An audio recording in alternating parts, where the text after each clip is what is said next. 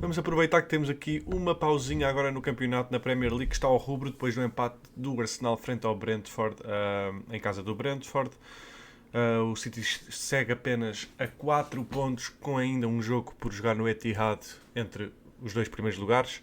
Obviamente o Villa caiu um bocadinho, mas hoje o que eu vou fazer, visto que não tenho falado muito dos jogos e tive agora 2 semanas um bocado mais complicadas em termos de gravar, mas pensei aqui que era uma boa ideia, agora que estamos a chegar à parte se calhar mais importante da época, quando se decide quem está mais apto para ganhar os principais troféus, já tendo uma final no horizonte na Carabao, entre estes dois primeiros lugares também, o City e o Arsenal, que obviamente se mostraram como as duas melhores equipas este ano no campeonato inglês. Acho que qual a melhor delas, principalmente de momento, é discutível, é argumentável e nada está fechado, eu sempre disse isso. Mas achei que era uma boa ideia fazer então o top 10 até agora daquilo que são os favoritos a ganhar o jogador do ano. Tem havido jogadores soberbos. Obviamente eu só posso ter 10 na minha lista. Há muitos jogadores que, sinceramente, eu vou dar um shout, obviamente, mas acho que poderiam estar na conversa. De qualquer forma, vamos a isso. Isto é o RFC, eu sou o Rafael. Não se esqueçam de deixar um gosto sim se tiverem gostado do conteúdo, partilhar e mostrar aos vossos amigos se gostam do conteúdo, tá bom?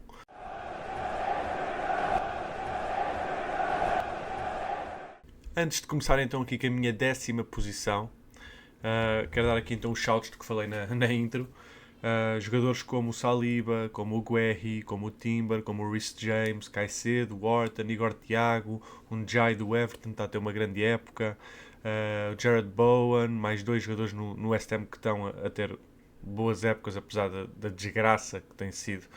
Mas o Somerville e o Mateus Fernandes têm tido épocas também muito boas. Também um Boemo no United, o Harry Wilson no Fulham, e obviamente o Zubimendi também no Arsenal acabaram por não aparecer neste top 10. São jogadores, se calhar o Mateus Fernandes e o Somerville um bocadinho mais longe, mas eu queria dar aqui um shout a eles, principalmente ao Mateus Fernandes, que eu falei no vídeo da seleção há uns meses, que era um jogador, não sei se já para o Mundial, mas que no futuro garantidamente estaria nesta seleção. E esta época, desde que se moveu do Southampton para o West Ham, tem sido não só intocável naquele meio campo, mas provavelmente o melhor jogador.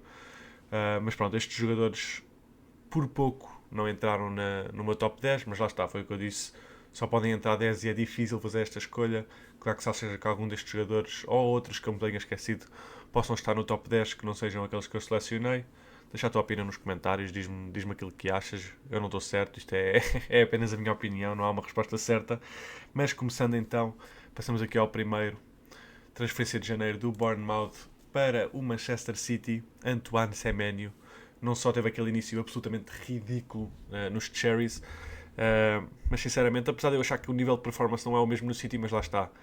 É muito diferente seres o principal jogador numa equipa mais pequena e depois ires para uma equipa que está cheia de grandes jogadores, de grandes estrelas. Mas o Semenyo tem tido os golos na mesma e não posso apagar aquilo que ele realmente fez pelo Bournemouth no início da época. Portanto, para mim é o 10º lugar. Se fosse só pelo início, provavelmente ele estaria no top 5, garantidamente. E não estou a dizer que isso veio só do City, ele baixou ainda um bocadinho no Bournemouth da performance, mas é um jogador que tem sido abismal e há uma grande contratação para o City. Alguém que pode jogar nos dois lados, alguém que é muito bom com os dois pés, ambidestro. E é um jogador que marca golos. Seja a situação que for, ele vai ter as estatísticas de marcar golos e de assistir golos, porque é o perfil dele. Passando então ao meu nono lugar, um jogador que eu tenho falado bastante, novamente do City. Não pensei que isto vai ser só City e Arsenal, porque não vai ter vários clubes aqui com jogadores representados, mas o Ryan Cherky tem sido absolutamente ridículo em termos de puro futebol, aquela técnica, aquela magia na bola. Eu já falei disso antes, como disse, é ridículo. É talvez o melhor jogador na liga em termos de talento só para ter a bola no pé, para fazer algo acontecer. Uh, é ridículo, é dos melhores jogadores nesse sentido que temos visto nos últimos anos, porque o futebol realmente tornou-se algo mais robótico, mais na base da estratégia e mais na base da análise de dados e de certas estatísticas, certas características de jogadores, e não aqueles jogadores que podem sacar um momento mágico em qualquer momento, e o Cherky é isso. E sinceramente, quando vi ele ir para um clube do Guardiola, pensei que poderia não correr bem, porque o Guardiola é realmente o treinador que começou essa essa influência de um jogo mais robótico, mais estratégico, mais à base das formações, da posse de bola, de rondar os adversários, do famoso futebol total. mas o Cherki opõe-se a isso e faz algo acontecer do nada. E para mim, nono melhor jogador na Liga este ano. As estatísticas não vão sempre suportar esse sentido, apesar de ele ter gols e muitas assistências. Acho que é o segundo melhor assistente, depois de um jogador que vai estar obviamente nesta lista. Mas é talvez o jogador que eu mais gosto de ver na Liga, juntamente com outro que também vai estar mais à frente, e eu vou falar eventualmente dele. Mas passamos então ao meu oitavo lugar. E o meu oitavo lugar, pronto, mudar aqui um bocadinho o clube, melhor jogador do Liverpool na época, sem dúvida nenhuma.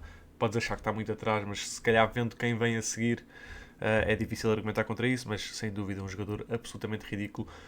O ano passado, quando se juntou ao Liverpool, o Szoboszlai teve jogos muito bons, teve jogos assim mais tremidos, mas em termos daquilo que ele oferece, e principalmente esta época ele tem sido ridículo, mas aquilo que ele oferece ao clube, a forma como ele pode jogar em praticamente todas as posições do campo, seja a extremo direito, seja a lateral direito, seja no meio campo, a 6, a 8, a 10, o que ele oferece nas bolas paradas, nos livros contra o Arsenal, contra o City, uma época ridícula, muito bom com bola no pé, muito bom sem a bola no pé, oferece muitas opções a quem joga com ele e é um jogador que me tem surpreendido pela positiva. Já sabíamos do talento dele vindo do Leipzig, mas é um jogador que se tem afirmado muito positivamente pelo clube de Anfield. E passamos então ao meu sétimo lugar, Bruno Guimarães. Porque esta posição? Muito simples. O Newcastle não ganha sem este jogador em campo. É absolutamente ridículo. Se forem ver, eu não sei a estatística ao certo, mas se forem ver a estatística da percentagem de vitórias do Newcastle com e sem Bruno Guimarães, é absolutamente ridículo. Obviamente têm sido decentes na Champions o Newcastle, mas no campeonato tem sido muito tremido, principalmente uma equipa que quer estar na Europa, e perdem muitos jogos, e mesmo o fator casa, que sabemos que o St. James Park é normalmente uma fortaleza ridícula e muito difícil de jogar, seja para que clube for, seja Barcelona, seja PSGs, que vimos levar 4-0 há 2 épocas atrás. Seja quem for o clube que vai a St. James Park, sabe que vai ser um jogo difícil, mas quando o Newcastle não joga com este homem é uma diferença abismal naquilo que é a qualidade dos Magpies. E por isso eu tinha que ter o Bruno aqui, porque é dos jogadores mais influentes na sua equipa na Liga, apesar da má forma na equipa. E é a mesma coisa com o jogador que vem a seguir, que é o meu sexto lugar. E sinceramente este sexto, sétimo e oitavo podíamos ter em qualquer posição, mas é a forma como eu acho que eles influenciam as suas equipas. E o Elliot Anderson não só se afirmou no Nottingham Forest, né, depois da saída do Newcastle, mas é um jogador que se afirmou na seleção com o Tuchel como intocável, como um dos principais e dos primeiros nomes no 11 inicial da Inglaterra. Obviamente do Forest, que tem tido uma época horrível, mas eu acho que isso se deve mais à direção. Decisões um bocado ridículas, seja o despedimento do Nuno Espírito Santo, apesar de ter dado algo que ninguém esperava o ano passado a eles. Não sei o que é que o Marinaki estava à espera, que eles fizessem exatamente o mesmo esta época, não sei. Mesma coisa agora com o Sondage, acho que foi um bocado ridículo o despedimento só por empatarem com o Wolves, um jogo em que sinceramente deviam ter ganho 5-6-0 se fosse possível. Mas é o que é, e o Elliot Anderson é um talento absolutamente ridículo. Eu sei que provavelmente deve estar a questionar, esta deve ser a que deve estar a questionar mais a minha escolha, mas é uma questão de veres o Forest e veres o que ele faz no meio campo, porque ele faz tudo. Ganha bolas, passes absolutamente ridículos. O passe longo deste jogador é abismal. Acho que é o jogador com mais bolas ganhas na Liga, até agora, no campeonato todo. E está em todo lado, a verdade é essa. E quando o Arsenal jogou há umas semanas com o Forest e empatou em casa do Forest, sinceramente é por causa deste homem, porque este homem faz tudo no campo. É aquela parte da máquina que faz tudo mexer. Se tirares esta parte da máquina do Nottingham Forest, descamba tudo. Por mais que eles tenham outros jogadores talentosos como o Gibbs White, ele é o principal jogador desta equipa e sem dúvida o melhor, para mim, por uma larga distância. E a seguir entramos então no top 5 e vimos então com o primeiro jogador do Arsenal, Gabriel Magalhães. Apesar da lesão na parte mais inicial da época, viu-se a diferença depois daquele mês ridículo de outubro em que o Arsenal não sofreu golos e ele sofre a sua lesão. O Arsenal passa a sofrer mais golos. É um jogador que oferece muito, não só na defesa, mas também no ataque, quando falamos daquilo que é talvez o principal fator do Arsenal nas bolas paradas, nos cantos. Ele é a principal figura, ele é quem mete as defesas adversárias numa marcação mais cerrada, não só é ele que marca os golos, mas ele liberta muito espaço para outros jogadores marcarem golos nessas chances. E defensivamente é talvez o melhor central do mundo desta época. Obviamente podemos ter conversas, acho que o Van Dijk saiu dessa conversa, mas podemos ter conversas com outros jogadores, seja o Saliba no mesmo clube, seja o William Pacho no PSG, seja o Upamecano no Bayern, Bastoni no Inter, está sem dúvida no top 3 de melhores centrais do mundo. Se não estivesse em primeiro, tem que estar pelo menos no top 3. E fica mais atrás simplesmente pela lesão, porque inicialmente ele estaria mais à frente desta lista, mas é difícil discutir com os nomes que vêm a seguir, e um deles é obviamente o português Bruno Fernandes, que eu, se tu vires o meu canal, sabes que eu sou uma pessoa que é muito crítica do jogo do Bruno Fernandes, porque ele não é o meu estilo de jogador. Não é um jogador que gosta de... Não é aquele engenho da máquina que faz tudo correr, é simplesmente uma máquina criativa absolutamente excepcional. É alguém que eu critiquei até no 11 inicial de Portugal, quando vejo nomes como Vitinha e como João Neves, naquilo que é o PSG, naquele jogo mais tático do Luís Henrique e do Guardiola, obviamente, mas naquele jogo mais tático, em que as individualidades não são os maiores nomes, e preferiam um Bernardo Silva na altura, lá está, porque acho que funcionaria melhor, mas, e isto é um mas muito importante, o Bruno Fernandes prova-se este ano, apesar dele já ser ridículo nos outros anos, mas este ano mostra-se como um dos melhores da Liga, como um dos melhores na sua posição no mundo. E se olharmos bem para aquilo que é o PSG, que joga então com o Vitinha e o João Neves, normalmente o Fabian, se tiveres esses dois mais recuados, não no 6, porque o Vitinha é o 6 e o João Neves é mais um box-to-box, mas se tivermos o Bruno Fernandes à frente destes dois jogadores no meio campo, temos um equilíbrio absolutamente incrível, porque temos dois jogadores que fazem a equipa correr, ganham bolas, e depois temos a máquina criativa que é o Bruno Fernandes, seja com assistências, lá está o melhor assistente da liga, mas seja com golos, porque bola parada, é ele que faz o United correr. E sinceramente, não é pedir desculpa, porque eu nunca achei que o Bruno Fernandes é mau jogador, simplesmente não é o estilo de jogador que eu gosto mais de ver, mas não posso faltar ao respeito naquilo que ele faz, porque é realmente um jogador incrível, e aquilo que ele faz pelo United já podia ter ido para um clube muito maior há muito mais anos e nunca o fez. E tenho que ter respeito por isso, porque o Gerrard, por exemplo, é um dos meus jogadores favoritos, e não é que ele seja igual ao Gerrard, porque em termos do perfil de jogador é totalmente diferente, mas se eu gosto tanto do Gerrard também, ou de um Totti, pelo amor que tiveram ao clube e pela fidelidade que deram aos seus clubes, apesar das más temporadas, das más performances, tenho que dar esse crédito ao Bruno Fernandes, e espero vê-lo muito bem também no Mundial, porque acho que ele vai ser imprescindível naquele 11 titular. Passando então ao top 3, e o Bruno falhou por um pouquinho, e eu quase que pus o Bruno em terceiro e o Haaland em quarto, por causa da forma recente do Haaland, mas não há como negar o melhor marcador da Liga na mesma, apesar de estar a tipo 7, 8 jogos sem marcar. Obviamente nos últimos 2 jogos recuperou um bocado mais a forma novamente, com gols e assistências, mas teve ali dezembro e janeiro foi muito difícil para o Haaland, mas não posso tirar o melhor marcador da Liga e o jogador que provavelmente ofereceu a maior quantidade de pontos ao City este ano, com os 20 e tal golos que marcou nos primeiros 3, 4 meses, é o Haaland. E eu pensei mesmo em trocá-lo com o Bruno Fernandes, mas não posso tirar o Haaland do top 3 com a influência que ele tem talvez no segundo ou na melhor equipa do país. Passando então ao meu top 2, e este é provavelmente o jogador que eu mais gosto de ver na liga. Literalmente vejo o Aston Villa simplesmente pelo Morgan Rogers. É incrível a forma como ele passa de uma equipa de Championship para o Aston Villa e passa a ser automaticamente o melhor jogador na equipa. O Villa passa a ser automaticamente uma equipa muito melhor ofensivamente. Obviamente o Watkins perdeu alguns dos números, algumas das estatísticas devido à sua forma, sinceramente, nos últimos anos, mas este jogador, o que ele veio oferecer ao Aston Villa e a forma como ele não tem medo, seja de que equipa for, a forma como ele não tem medo de ter a bola no pé, seja contra quem for, seja quem for o defesa, não tem medo de rematar de longe, não tem medo de rematar onde quer que seja, não tem medo de enfrentar os defesas, e é o meu jogador favorito neste momento de ver. Antes estava na conversa com o Palmer e é engraçado porque tem a mesma celebração, mas são jogadores muito parecidos no sentido técnico, podem fazer a diferença em qualquer forma, e tem aquela magia de sacar um momento também, como o Cherki, de forma diferente, porque o Cherki é mais técnico, mas eles têm outra coisa que é o golo em qualquer momento.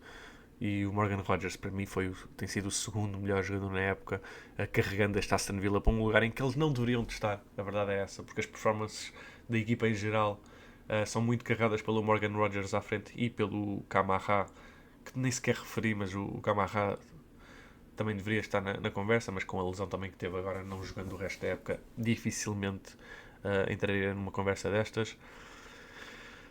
Mas eu não tenho muitas palavras para descrever o Rodgers. É outro jogador, é tipo o Elliot Anderson. Se duvidares daquilo que eu estou a dizer, é uma questão de veres como o Villa joga e o que ele faz no ataque, porque para mim é o único jogador que mexe com aquele ataque e que ganha jogos sozinho. E pronto, e depois tem obviamente o lado bias de ser o meu jogador favorito na liga, de ver. E pronto, o top 1, obviamente, se ele ainda não apareceu, vocês sabem quem vai ser. Podem dizer que é biased, podem dizer o que é que seja, mas sem dúvida ele está na contenção para melhor jogador. Se não é ele, há de ser um dos que eu referi antes. Mas para mim o Declan Rice é... E para mim, sinceramente, tem outra coisa que é... Neste momento o Arsenal é o primeiro lugar e é o principal candidato a ser campeão. E para mim, não sempre, mas quase sempre, o jogador do ano tem que ser da equipa que ganhou. Tenha sido o Haaland ou o De Bruyne nos anos do City, tenha sido o Salah nos anos do Liverpool ou o Van Dijk. Para mim, este ano, se o Arsenal ganhar, é obviamente o Declan Rice o melhor jogador da equipa. Ao contrário do Gabriel Magalhães, não se lesiona nunca. Mas da mesma forma como o Gabriel tem aquela capacidade de liderança, se calhar ainda mais, e isso vem do West Ham, de ser capitão do West Ham, tendo passado a tocha o Mark Noble para ele, num West Ham que ganhou uma competição que não fazia há muitos anos, tendo ganho a Conference League. E o Rice é... As pessoas dizem que é overrated, eu não acho que ele é melhor que o Pedri, não acho que ele é melhor que o Vitinha, não acho mesmo. Mas na Premier League, o que este homem faz com a bola no pé, sem a bola no pé, porque a quantidade de bolas que ele ganha, mas a progressão, as bolas paradas é absolutamente abismal. E para mim ele neste momento, lá está, isto pode mudar até ao final do ano, mas neste momento para mim ele é o melhor jogador da liga. Neste ano, eu não diria que ele é o melhor jogador na liga em termos de talento individual, em termos de, se eu tivesse que escolher um 11 do mundo, ele estaria obviamente lá, talvez estivesse, não pensei nisso sinceramente, mas não seria o meu primeiro nome numa lista dessas, não seria o meu primeiro nome num dos melhores jogadores do mundo. Mas este ano, e a consistência que este homem tem, aquilo que oferece em todo o lado do campo, seja no ataque, seja na defesa, seja no meio campo. As pessoas podem dizer que não é um jogador mais técnico, mas vejam a forma como ele passa a bola de um lado ao outro do campo, a forma como ele se consegue ligar dos dois lados do campo, seja do lado direito com o Saka ou o Madueke, seja do lado esquerdo com o Trossard, Martinelli, o Eze, no meio campo com o Odegaard, o Eze, o Zubimendi, e lá está. Acho que o Zubimendi ajudou muito o Rice nesse sentido, tornou ainda melhor do que ele já era nas últimas épocas, seja pelo West Ham, seja pelo Arsenal. E é isto. Portanto, esta é a minha lista, vai estar aí no ecrãzinho. É só uma questão de, se não te lembras, podes-me dizer também depois, se não concordas, deixar nos comentários, como eu disse no início. Mas isto é a minha lista até agora dos 10 melhores jogadores na liga e os favoritos ao PFA Player of the Year.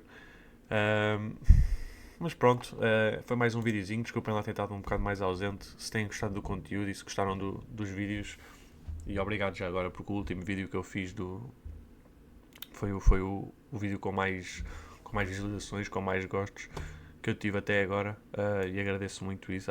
Acho que estou a tentar aprender também, e é por isso que se calhar às vezes posso demorar mais a publicar. Mas pronto, foi mais uma listazinha. Não se esqueçam de seguir, deixar o gosto, e até uma próxima.